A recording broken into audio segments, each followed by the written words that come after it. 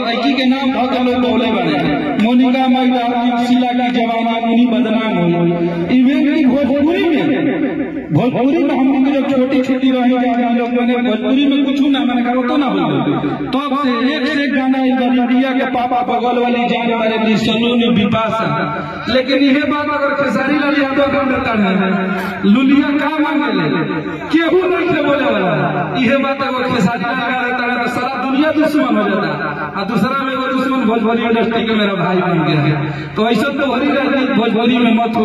अरे तो रात भगना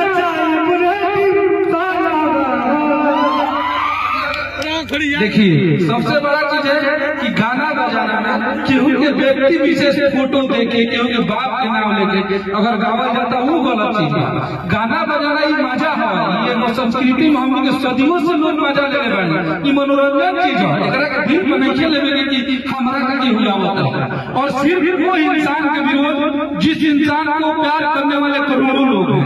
आज भाई हमारा 2 साल से आप लोगों के दिल में राज कर रहा है आप लोगों की मोहब्बत है लोग विरोध करते रह गए रोड पे हम अक्सर से आ रहे थे 50 लोग यही गाना सुने हैं रात भरना चाहिए बेटी वाला तो अब विरोध करके क्या किए उस गाने को और प्रमोट किया और हिट करा पब्लिक जिस दिन इग्नोर नहीं करेगी आपके बस का नहीं है कि आप किसी को गिरा दीजिए तो इसलिए किसी का विरोध सोच समझ के कीजिए। भोजपुरी इंडस्ट्री हम जानता नहीं हमारा बहुत चढ़ने वाला वीडियो हर जगह देखने लगे लेकिन एक खेसारी लाल यादव और एक टुनटुन यादव सबका विरोधी नहीं हो सकता है। अगर आप भोजपुरी के सुधारक हैं तो आपके नजर में सब लोग बराबर होना चाहिए ना कि यही दोनों लोग गलत हो गए और बाकी दुनिया सही हो गई। ऐसी राजनीति नहीं करनी चाहिए किसी भी इंसान को। ये लोग एक गरीब घर से वहां से उठ के आज भोजपुरी के दिलों में राज कर रहे हैं जिसकी कल्पना हम अपने शब्दों में नहीं कर सकते। मेहनती इंसान है आज भोजपुरी के लोगों का प्यार मिलता है तो ये लोग आज यहाँ तक पहुंचे हैं। तो सिर्फ खेसारी लाल यादव और टुनटुन यादव का विरोध मेरे हिसाब से सही नहीं होगा। विरोध हो तो सबका हो नहीं तो किसी का नहीं होगा। दोहरी मानसिकता नहीं चलेगी।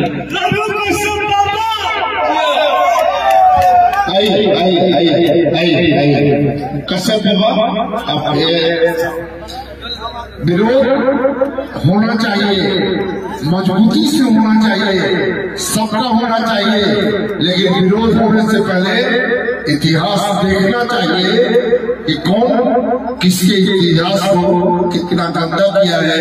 लेकिन आज मैं ईमानदारी से कहना चाहता हूँ चाहे खेसारी हो चाहे टुनटुन हो चाहे जिस मीडिया पर डाल दीजिए हमारे स्वास्थ्य पर कोई फर्क नहीं पड़ता। लेकिन आज मैं डंके की चोट पर कहना चाहता हूँ मैं इस भाई से प्यार करता हूँ और करूंगा और यह बात जब कॉन्स्टिट्यूशन बोल रहा है इस बात को सब लोगों को समझना चाहिए क्योंकि मैं बोलता हूँ तो बोल देता हूँ उसके बाद मैं कभी नहीं बोलता। जय हिंद जय भारत।